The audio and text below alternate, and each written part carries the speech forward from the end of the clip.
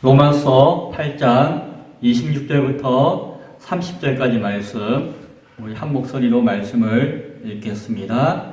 이와 같이 성령도 우리의 연약함을 도우시나니 우리는 마땅히 기도할 바를 알지 못하나 오직 성령이 말할 수 없는 탄식으로 우리를 위하여 친히 간구하시느니라. 마음을 살피시는 이가 성령의 생각을 아시나니 이는 성령이 하나님의 뜻대로 성도를 위하여 간구하심이니라.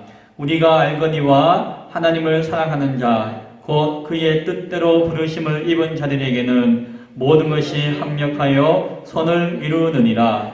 하나님이 미리 아신 자들을 또한 그 아들의 형상을 본받게 하기 위하여 미리 정하셨으니 이는 그로 많은 형제 중에서 맏아들이 되게 하려 하심이니라. 또 미리 정하신 그들을 또한 부르시고 부르신 그들을 또한 의롭다 하시고 의롭다 하신 그들을 또한 영화롭게 하셨느니라. 아멘. 구원은 어떻게 이루어지는가 라고 하는 제목으로 오늘도 함께 말씀을 나누겠습니다. 소일문답 17번째 시간입니다. 지난 시간 우리가 나눴던 것을 잠깐 돌이켜보기 원합니다. 하나님의 작정이라고 하는 이야기 우리 기억나시죠? 예, 하나님의 작정에는 크게 창조와 섭리가 있었다라고 이야기를 나누었습니다. 작정이 무엇인고 하면은 간략하게 이야기하면은 하나님의 영원하신 계획이었다라고 이야기하죠. 하나님의 영원하신 계획이었다. 시간과 공간이 창조하기 이전에 하나님이 가지고 계신 영원하신 계획이었다. 따라서 그것은 하나님의 본성과도 같이 인간이 다 헤아릴 수는 없지만 그러나 영원하고 완전한 계획이 하나님의 작정이다라고 말할 수가 있습니다. 하나님은 그 작정과 영원한 계획에 따라서 세상과 인간을 창조하셨고 그 창조되어진 인간과 세상을 다스리시는 것을 하나님의 섭리다라고 이야기를 했었습니다. 그리고 중요한 것은 무엇인가 하니 그 하나님의 창조와 섭리의 모든 것들은 그 하나님의 영원하신 계획, 작정 안에 있다라고 하는 것을 우리가 명심해야 할 것입니다. 그렇죠? 창조와 섭리의 역사가 어마어마하지만 그것은 하나님의 작정 안에 있는 것이다 라고 하는 것이죠. 비록 창조되어진 피조물 가운데 인간을 볼 때에 그 인간은 하나님의 형상대로 지은 바 되었고 지정의라고 하는 인격을 부여한 바 되었고 하나님을 거역할 수 있을 만한 자유로운 의지까지도 얻은 것이 인간이었습니다. 그리고 또한 하나님과 영원히 교제하며 사랑하며 함께 살아갈 수 있는 그러한 존재로 만든 것이 인간이었다라고 하는 것입니다. 그러나 그럼에도 불구하고 그 인간의 존재와 창조와 그를 향한 섭리는 무엇 가운데 있다? 하나님의 영원하신 계획, 작정 가운데 있다. 작정 아래에 있다라고 하는 것을 우리가 잘 기억해야 할 것입니다. 따라서 하나님의 영원하신 계획, 그 작정을 벗어나서 존재할 수 있는 것은 이 땅 가운데, 이 세상 가운데 하나도 없다는 것을 우리가 다시 한번 고백할 수 있어야 합니다. 어떠한 인간도 어떠한 세상의 모든 피조물 가운데 하나님의 그 영원하신 계획, 작정을 벗어날 수 있는 존재는 없고 벗어날 수도 없다라고 하는 것을 우리가 명심해야 할 것입니다. 인간이 범죄하였고 타락하였습니다. 그래서 하나님이 처음 창조하시고 섭리하시고자 하는 그 계획 가운데서 벗어났습니다. 그러나 아무리 인간이 타락했다 할지라도 그 하나님의 작정하심에 대해서는 벗어날 수는 없다라고 하는 것을 우리가 바라볼 수 있어야 합니다. 결단코 그럴 수가 없다라고 하는 것이 하나님의 인간을 구원하시는 계획도 그 작정 가운데 있는 것이고 인간을 살리시는 계획도 그 작정 가운데 있다라고 하는 것. 인간이 하나님 앞에 영원한 생명을 얻는 것 혹은 하나님 앞에 징벌 가운데 영원한 지옥의 형벌을 받는 것, 그 모든 것들이 하나님의 그 작정의 계획 아래에 있다는 것을 우리는 바라볼 수 있어야 됩니다. 그래서 하나님이 인간으로 오셨고 죄의 값을 지불하시는 구원의 역사를 이루시고 그러한 구속사의 일들을 나타나게 하셨지만 그 모든 일들은 무엇 가운데 있는 것이다? 하나님의 영원하신 계획, 작정 아래에 있는 것이다 라고 하는 것을 우리는 다시 한 번 더 기억해야 됩니다. 결단코 그것을 벗어나는 것은 없다라고 하는 것이다. 우리는 하나님의 영원한 계획, 그 작정하심에 대해서 세부적인 것들에 대해서 우리가 알 수는 없습니다. 그렇죠? 그것은 마치 하나님의 그 본질과 하나님의 그 존재의 가치의 전부를 완전하게 우리가 알 수 없는 것과 같습니다. 하나님이 계시해 주신 그 계시의 범위 안에서만 우리가 하나님을 알 수가 있고 그 하나님의 영원하신 계획을 이해할 수가 있는 것이지 우리 인간의 어떤 이해와 인간의 어떤 지식과 인간의 생각으로서 하나님의 존재와 하나님의 그 작정을 완전히 이해할 수 있는 것은 불가능한 것이다 라고 하는 것도 우리는 바라볼 수 있어야 합니다. 그래서 인간이 역사를 통해서 경험되어지는 그 모든 것들, 일반 계시라고 할 수 있는 것들, 그리고 인간을 향하신 하나님의 구체적인 특별 계시로서 성경을 통해서 보여주시는 것, 그것 안에서 우리는 하나님의 계획을 바라볼 수 있고 생각할 수가 있다라고 하는 것이. 그리고 그 안에서 삼위일체 하나님의 한 위격이신 성령님을 통하여서 하나님은 우리에게 그 모든 것들을 깨달을 수 있도록 도우신다라고 하는 것도 우리는 기억해야 할 것입니다.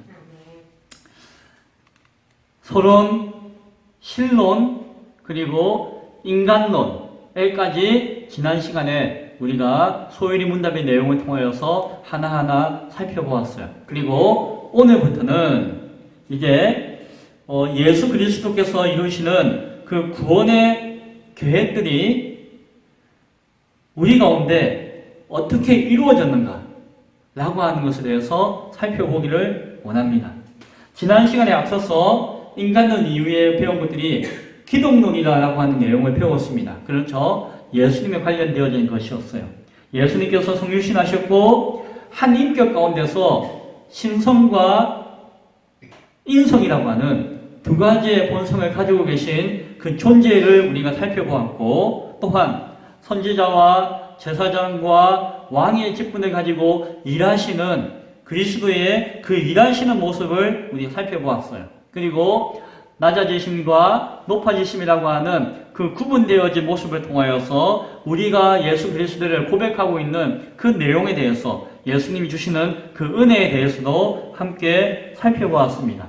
여기까지가 무엇이라고요? 기독론, 예수 그리스도에 관한 신학적인 교리. 자, 오늘부터는 무엇이다? 이제 구원에 관한 내용을 다루고자 합니다. 금방 이야기했듯이 예수님께서 이루신 모든 이 구원의 역사들이 우리에게, 저와 여러분에게 어떻게 이루어지는가? 예수님께서 십자가에서 부활 승천하심으로써 완성하신 그 구원이 우리에게 어떻게 이루어지고 적용되어지는가에 대해서 이제 공부하는 것입니다. 그것을 구원론이라고 하는 하나의 이름으로 부를 수 있는 것입니다. 그것이 이제 오늘부터 몇 주 동안 다뤄지는 것입니다. 그런데 구원론이라고 하는 것을 또 다른 말로 뭐라고 하는 거 아니? 성령론이라고 해요. 성령론. 구원에 관한 이야기와 성령 하나님에 관한 이야기는 좀 다를 것 같은데 왜 그렇게 부르는 거 하니? 그 구원론에서 다루고 있는 그 모든 은혜의 내용과 그 구체적인 사건들이 우리에게 적용되어질 때에 그것을 적용하시는 분이 누구신 거 아니? 성령 하나님께서 아주 효과적으로 실수나 실패가 없이 우리에게 적용하시기 때문에 예수 그리스도를 통해서 우리에게 나타난 그 구원의 사건들이 우리의 것이 되어지기 위해서 누가 일하신다? 성령 하나님께서 아주 효과적으로 효과 있게 우리에게 하나하나 다 적용해 주시기 때문에 그 모든 일들을 누가 하신다? 성령님께서 이루신다. 그래서 그 구원론을 다른 말로 성령론이다라고 우리가 이름 지을 수가 있다라고 하는 것이. 그 내용이 오늘 소요리 문답 제29문에 나와 있습니다. 29문에 있는 내용의 문과 답을 우리 함께 읽어보겠습니다. 시작. 우리로 어떻게 그리스도의 사신 구속에 참여하게 하시는가? 답. 우리로 그리스도의 사신 구속에 참여하게 하시는 것은 그의 성령께서 우리에게 구속을 효력 있게 적용하심을 인함이다 라고 이야기합니다. 자, 앞서 잠깐 이야기한 내용을 반복해서 문답을 통해서 확인하게 되어집니다.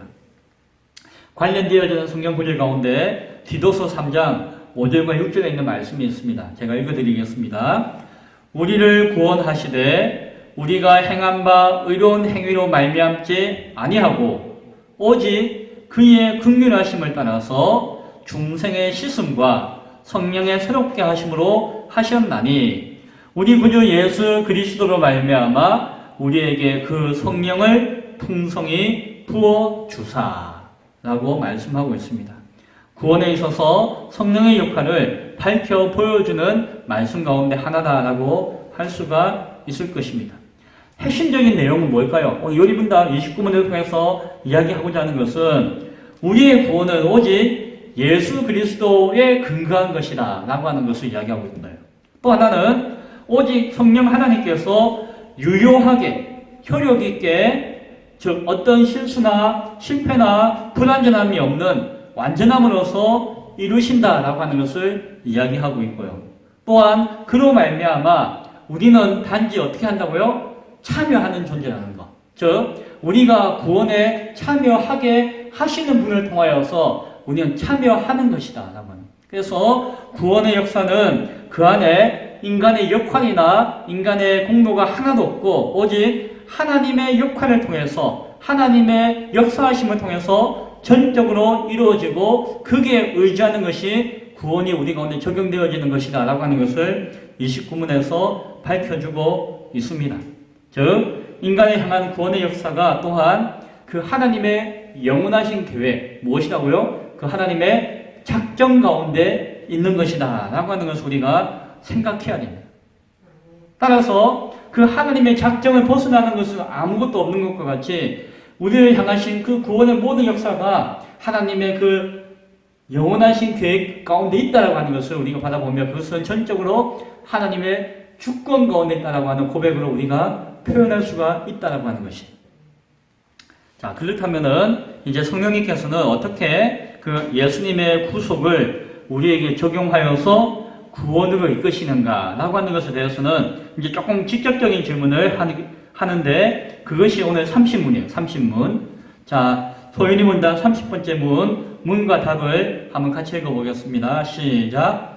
성령께서 그리스도의 사신 구속을 우리에게 어떻게 적용하셨는가? 답. 성령께서 그리스도의 사신 구속을 우리에게 적용하시는 것은 우리 안에 믿음을 일으키시고 또 효력 있는 부르심으로써 우리를 그리스도와 연합하게 하시는 것이다 라고 이야기하고 있습니다. 뭡니까? 우리에게 구원을 적용시키는 성령님의 그 적용하심을 구체적으로 생각해 보니까 우리 안에서 믿음을 일으키시고 또 그것으로서 우리를 효과적으로 부르신다는 것입니다.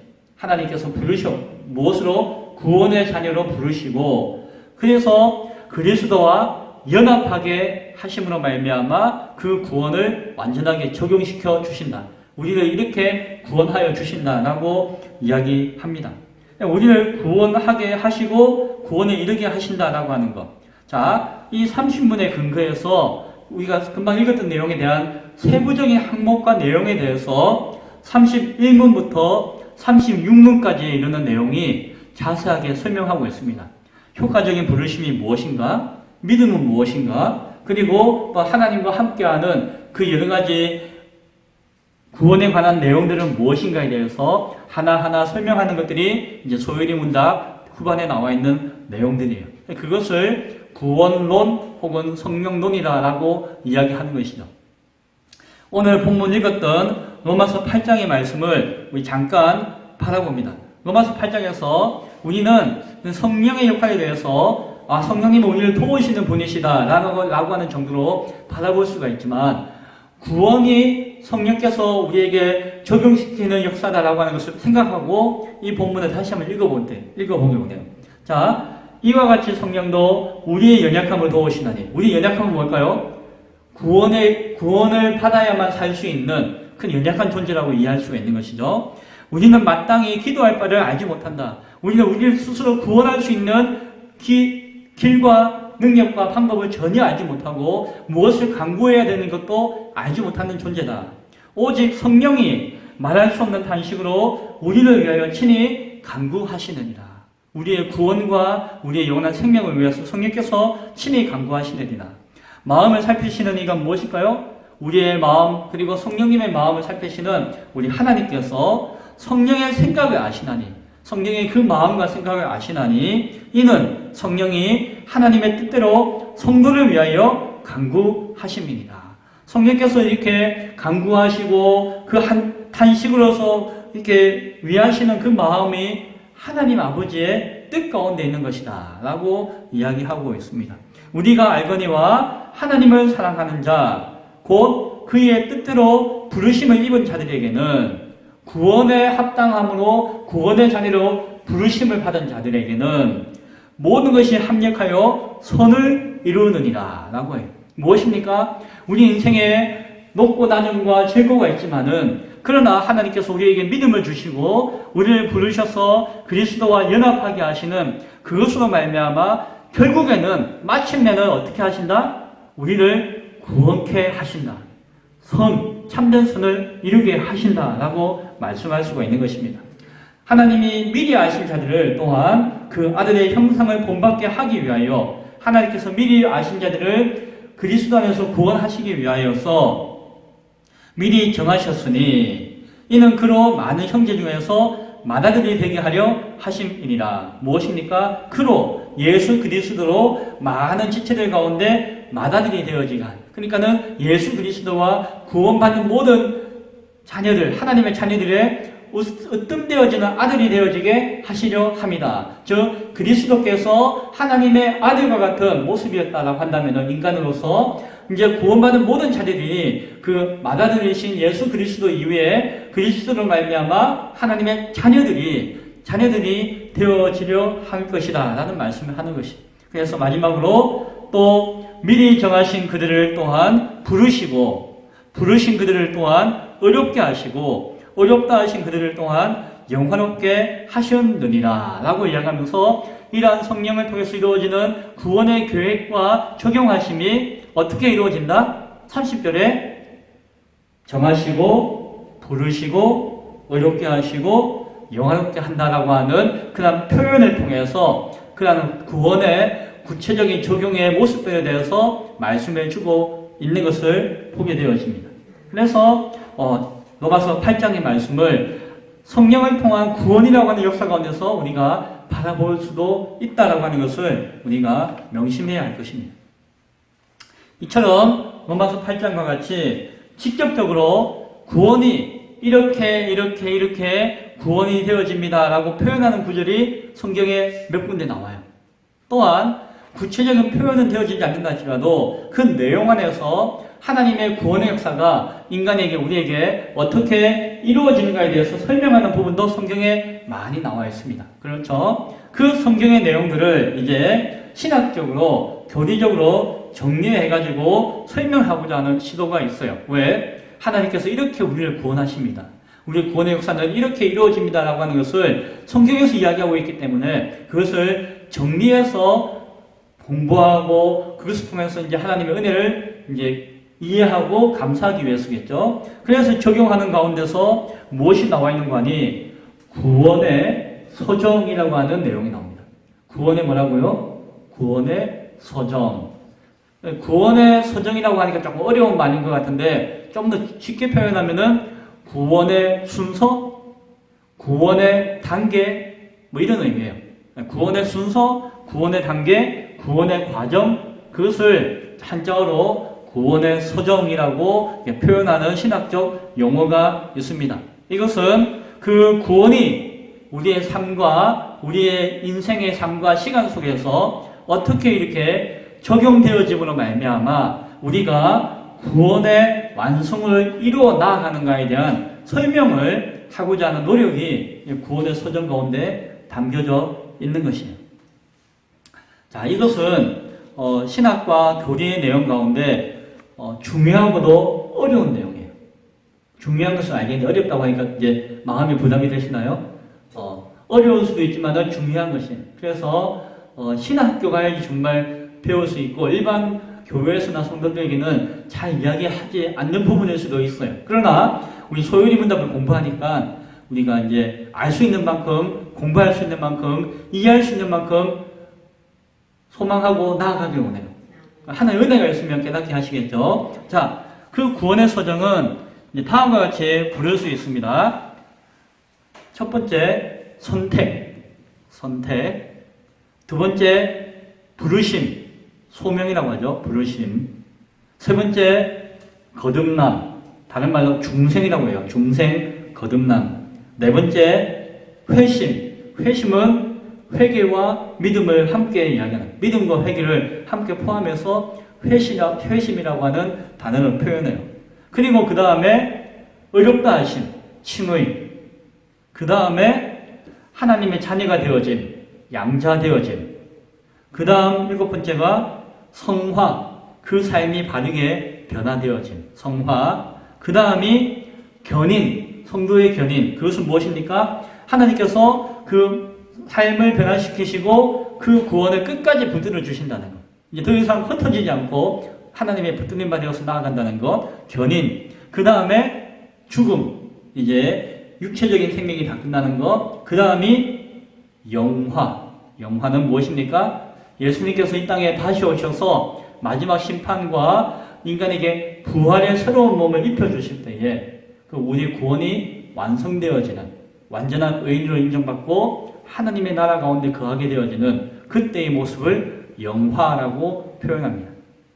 자, 이것이 구원이 우리에게 이렇게 이루어지는 하나의 과정이고 단계고 순서라고 하는 것이. 다시 한번 불러드릴게요. 선택, 그리고 소명, 그리고 거듭남, 중생, 그리고 회심, 믿음으로 회개하는 것, 그리고 칭의, 어렵다라고 법적인 인정을 받는 것, 그리고 하나님의 자녀가 되어지는 것, 이제 양자가 되어지는 것, 그 다음에 성화, 삶이 바르게 변화되어지는 것, 그 다음에 견인, 하나님께서 그 신앙 구원을 끝까지 붙들어 주시는 것, 그리고 이제 죽음 이후에 영화, 우리의 부활의 몸을 입고 완전한 구원의 완성으로 나아가는 것. 자, 이해되시죠? 하나하나 하면 알똥말똥 하는 것인데 쭉 이렇게 순서대로 이렇게 정리한 것을 잘 들어보지 못하였죠. 그것이 구원의 서정, 구원의 순서, 구원의 과정, 구원의 단계. 하나님이 이러한 모습으로서 우리를 붙들어 구원에 이르게 하신다라고 하는 내용이에요. 그런데 중요한 것이 있습니다. 이것은 시간적인 순서가 아니에요.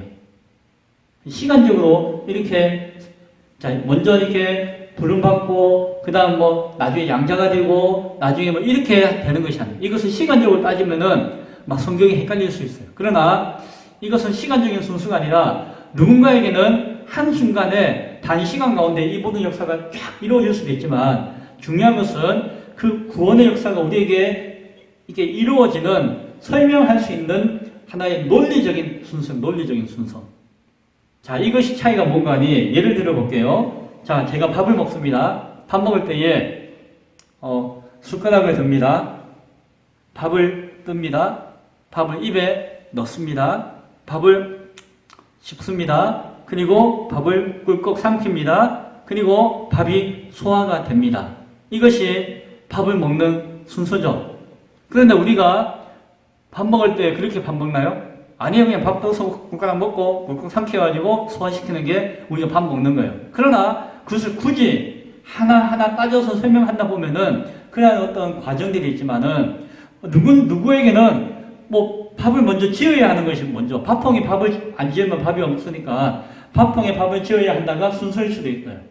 또 누군가는 숟가락 대신 젓가락을 잡아야 된다가 순서일 수도 있어요.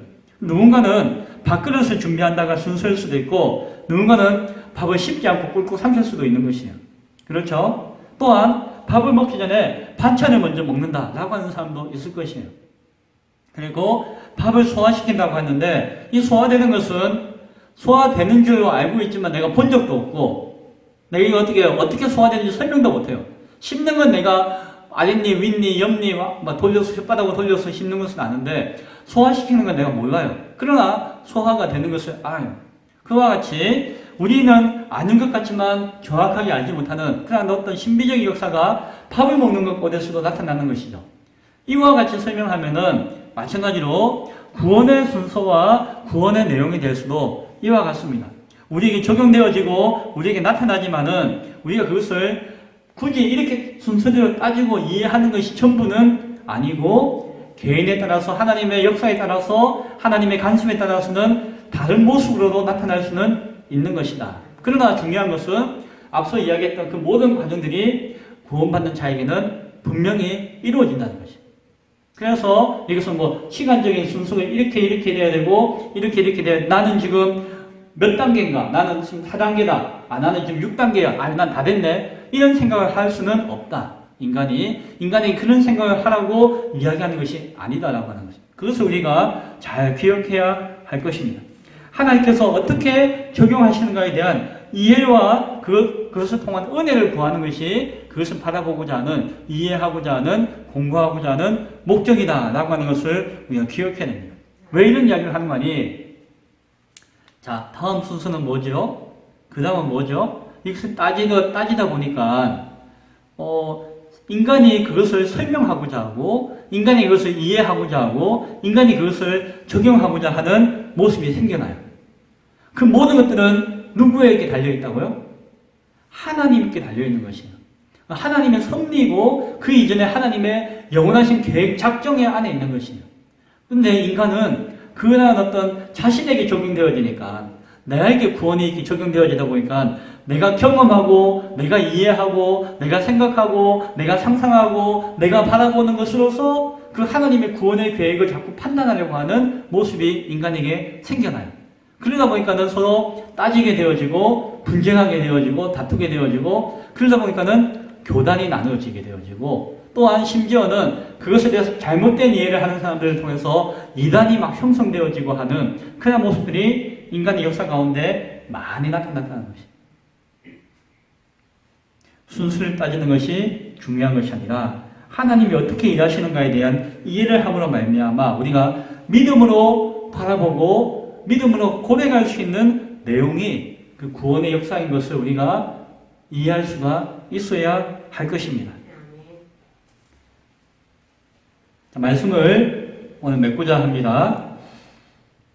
구원을 적용하심을 통해서 우리가 기억해야 될 것이 있습니다. 그것은 다른 것이 아니라 이 모든 것들은 성부 하나님의 영원하신 계획 가운데 있는 것이라는 것입니다. 우리의 계획은 하나님의 영원하신 계획, 그 작정 아래에 있는 것이라는 것입니다. 또 하나는 하나님의 그 뜻 가운데서 순종하고자 하는 성자 예수님이 십자가 가운데 죽으시는 그 은혜로 말미암아 우리에게 주어진 것이라는 거죠. 그리스도 성자 예수님의 그 순종하심과 희생과 십자가 죽으심이 아니라면은 그것이 이루어질 수가 없는 것입니다. 또 분명한 것은 성령 하나님을 통하여서 그것이 우리에게 한 틈의 오차 없이 실수 없이 완전하게 효과적으로 적용되어진다라고 하는 사실입니다. 무엇이요? 이 구원의 역사가.